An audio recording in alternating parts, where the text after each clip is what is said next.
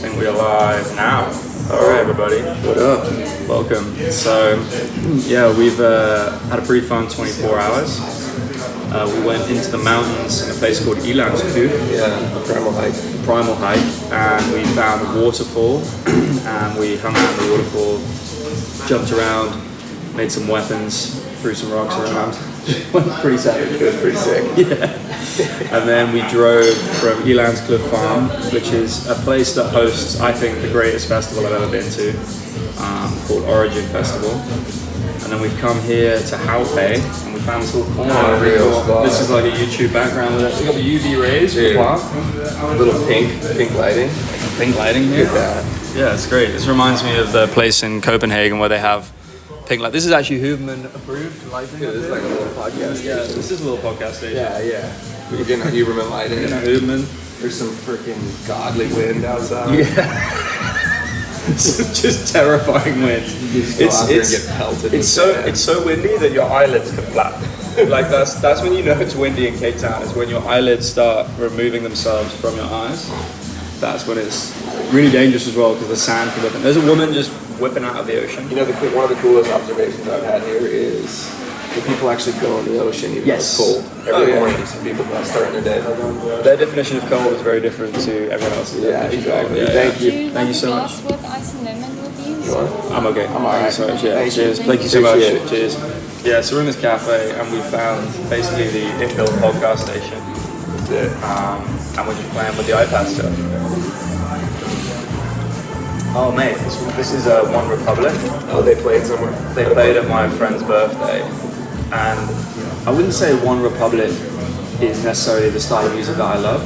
But if you look at the lead singer of One Republic, this guy has written, I think, of the top 100 tracks in America over like a 10-year period. He did like 20% of them. No shit. Yeah. He's just a ghostwriter. He's the absolute goat of getting fucking artists in LA and just pumping out radio bangers. And I think that's the case. There's like 4 or 5 people that write all the songs. It's insane. And then he just dumped it all into real estate. He's got like a $400 million real estate portfolio. I can't remember his name, Ryan something, but like Josh introduced me to him, and I got all the One Republic band their Ethereum names, which I like doing. I got you your Ethereum name. Yeah. And registering this thing called an ENS, or which stands for Ethereum Name Service, is something I love doing for people because you can kind of cover the costs of it and then send it to someone, and it's obviously the most personal gift you can give when you transfer someone their Ethereum name. Right? Yeah, one of the things we were talking about a lot yesterday is like, you think about your email address. If it's Gmail, you don't control it. Your phone number, if it's running on AT&T's network or any other network, you don't control it. If you have an Ethereum name, you control it, and that is your responsibility. You own it. You own it. And you also own the rights to it and the responsibilities that come with it. So I have rick.eth, and one of the things I worked out recently was that I can transfer the title of the name, so the registration of the name, to my multi-sig wallet, but I can leave the redirection of the Ethereum name to my personal wallet. So my friends control rick.eth. If they wanted to steal it from me, they could. But just like they could steal... Yeah. I will actually very soon add Cole as a signer to my multi-sig. Group wallet. As soon as he's more comfortable with it. More well versed. Well, yeah. So Coach Cole is my neighbor in California, and we have built a fucking fun friendship. Cole teaching me about surfing, me teaching about crazy kids. Yes, sir. Investing. Kiting. Cole all of the above. Cole whipped me into shape on the training. Yep. Me play fighting with him. Get fucked up. Doing a little tumble. And we've been hitting waves, hitting wind. It's been like the most enjoyable skill exchange with a new friend ever. Champion. Oh, thank you, sir. This is the protein smoothie if you want to try this. Okay, sick. And that's the juice. I'll let you keep that one. My head, fuck my stomach. Okay. Yeah, it's all the little juice. Little carrot or something. this is what we're finding is in South Africa, it's very easy to have a good morning. And everyone seems on top of their mornings. They're all jumping in the ocean, getting the caffeine, getting a workout in. You know what? It seems very easy to have a good life down here. Yeah, because like Take care of your body, take care of your mind. yeah, and it's like every gym session in the Bay Area is like $50 to $100 to get rolling in it. It's like 80 pieces of information, health and safety, and here they're like $7 grand or whatever, and bang, and you go, or you just jump in the ocean for free, or you go lift something like a stone, big heavy stone. I've seen people doing that. That's what Rick goes. He goes, hey, I want you to design me a program. I was like, cool, how many days do you want to be in the gym? He goes, 0. I want to be in nature. I was like, well, that's interesting. He's like, I want to swim and run in the sand, pick up rocks. Exactly. I want a primal program. There's this incredible meme that I'm going to show Cole, and I'll post in the links or whatever. It just says, lift heavy stone, make sad head voice quiet. That's good shit. And it's probably like the advice that 90% of people with mental health issues need. Yeah. Obviously, you know, I know there are certain extreme cases where like that's not going to solve it, but I do think that for quite a lot of men, that would solve basically most of it. Dude, I think like you're not moving your body and you're like starting to take meds or, you know. Yeah, I think that's like an order in business. It's like, first of all, are you a risk to yourself or risk to someone else? Right. If yes, okay, it's an intervention. But if you're not, then it's like, can we layer in like gym and sleep before we throw in fucking, you know, what they sent to me, which was lithium, which fucked me up. Mate, I got off, like, the lithium made me feel like I had metal being poured into my veins. It was fucking awful. Doesn't sound like a very pleasant feeling. No. Whereas I used to treat my depression with Cape Town. I would just come here and go kitesurfing and I didn't feel bad. It's impossible to feel bad here if you're kitesurfing 2 or 3 times a week and hiking 2 or 3 times a week and in the sun every single day. And also, there's just a calmness that comes with your average spending dropping 50% to 90%. Yeah. Like, Makes you feel like you can actually survive. Yeah. Like you can actually breathe. Yeah. Or like you can work 1 day a month here and live like an absolute god. Yeah.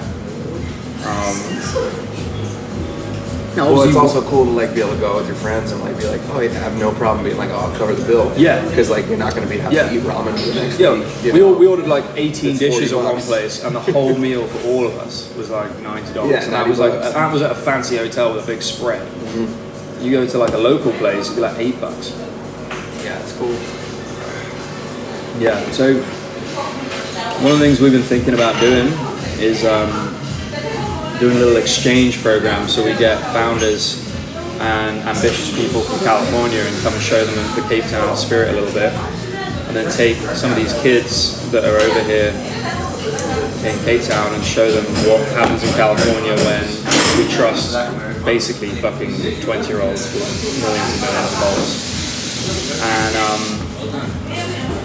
And just that's why I've really enjoyed having my friends come out here to show them. A lot of them understand the beauty of California and America and the opportunities it affords you, but it's also very stressful because if you deviate 1 degree, there's nobody there to help you. There's no infrastructure to support you in America. You have to support yourself. And that does take a toll on you. It's definitely taken a toll on me over the years. And I don't even have children or have any real problems. So like, I can't even imagine how like single mothers feel trying to fucking keep the wheels on the track. But if you think about 2 of the most productive people in Silicon Valley is Roloff Botha, who runs Sequoia Capital. He's the new steward of Sequoia. And then obviously Elon Musk that everybody knows. And then there's a set of other South Africans I know that aren't necessarily breaking out just yet, but they're all beasts, absolute beasts, because they know they can always go back to their primal lands and just, you know, make babies and hunt animals and live by a spring, and they're no problem. They grew up in nature properly and without rules, like, you know, not, oh, be back by 7, like, yeah, maybe see you in a week. Like the kids would just go off. They wouldn't even tell their parents they're going on a road trip. Whereas today, you know, in America, they'd be like, make sure you turn your location on your iPhone so I can track you. Like these kids would be like, yeah, we got into like a fight in the townships, and then we went surfing all the afternoon, and then we went to a jaw, which is a party, and then we had like a cube steak on the bar, dude. And then like somebody gave us some fucking mushrooms, and we just got lost in the forest for 3 days, and then like we just came back. So how you doing? And you're like, I wrote some emails. Yeah. You know, like they just like these kids are feral kids. Feral children. They are. And Cole's already met one of them who we're going to throw on the blog. This guy Connor. Dude. This kid's a lifeguard, a surfer, a just total soul master. And he's got wisdom. He's got wisdom because he's got pounded in the shore breaks of one of the hardest core waves in Cape Town his whole life. He was good at surfing at 13.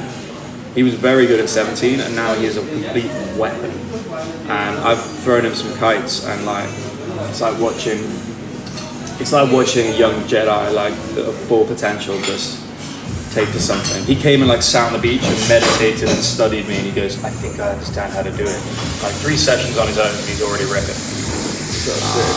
So that's the kind of thing, is that a sprinkling of capital and trust and opportunity here. It's just like, it's like planting a seed in the most fertile land, whereas, you know, California, yeah, exactly, it's like this. That's how it feels. Whereas California, you know, I've donated to some charities and stuff, and it's all gone within a few months. But, you know, if you did a similar thing in Cape Town, they'd build a small city. Paying the salary of the... Yeah, well, no, I mean, they're very efficiently run, but it's just their costs are so large, right? Like, if you're trying to run a charity in the Bay Area, that's $3 million a year just to fucking keep the thing lights on. Just keep the lights on. And, like, you do a charity with $3 million out here, you fucking run a small city. And so, definitely, like, interesting to see just the difference in deploying capital. I think that the Bay Area is high upside, high risk, and the largest group of dead companies in the world.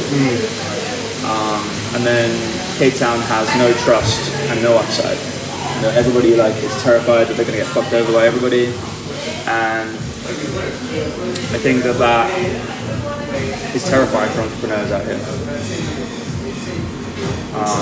So it's a different kind of thing. It's like the variance in California is larger, and then the fear in Cape Town of failure is almost way more visceral, because many of the people in the Bay Area don't need to make their startups work. It would be nice if it worked, but it's not like the end of the field. Whereas here, it's a backup plan. Yeah, here it's like, you better fucking make that t-shirt printing business generate profit, because otherwise you're fucked. Yeah. So a little more urgency. Yeah, more urgency, and like also way more capital efficiency. Like this guy that I've invested in a little bit or helped out, chipped in for, he's doing a mushroom business, and they had one bad run of spores because of a staff error, and it just fucked like all their mushrooms. And nearly brought the business down. There's no one to save them. There's no venture capital. Right? They're just going to invest in a mushroom business. But they turn it around, and they're just printing cash now. Like, good people. So. Yeah, definitely do a video on those guys. They're unreal. What's the deal with them? They sell mushrooms just before they become illegal. So they sell them to as a box. Oh, so there's a point where a mushroom then becomes illegal? Yeah, it's hilarious. Yeah. Is that right? Yeah. Because in South Africa. Because it becomes psychoactive? Yeah. They sell it to you just before it becomes psychoactive, and so you can eat it. Is it still like, is it pretty much psychoactive already? No, it's not at all. And so you have to add the water, and then it goes through its last phase. And that's when the fucking juice. That's kind of brilliant. It's hilarious. Yeah. It's called the mushroom box. There's an African loophole for you. An African loophole. You can eat them. You can eat them, like, cook them and like destroy the compounds that would send you into the stratosphere. So yeah, and it's a beautiful box, and they're like owning Instagram and running on Wix and the website design system thing. And just hustlers, man. But you tell them, you know, you brought this business to California and made it work, or you got a California investor and they'd stick $1 million in 5% of the company. They're like, what do you mean, $1 million rand? You're like, no, $1 million. So I like that skill transfer and like culture transfer, I think, is something I want to start doing, because I always felt like the Bay Area was my home, but I was like, actually, wait, spent almost as much time in Cape Town as I have in California, and yeah, so it's been fun bringing. Feels like California like 40 years ago down here. Yeah. It just feels like gold rush California down here because this is the most advanced part of Africa for sure. It feels like California pre-Silicon Valley.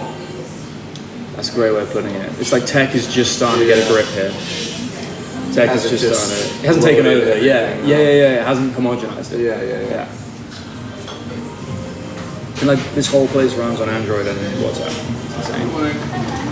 But yeah, I think we'll wrap it up here. Yeah, Give it 15 minutes. We're just trying to do reps on this shit and learn about making content without overdoing it. But I think the production value can be really good, but also I think the variety of where we're doing the videos from is kind of fun. Yeah. So keep trying. All right, well, hit the button. How do you hit it? Where does it go? There it is. Yeah, go for it.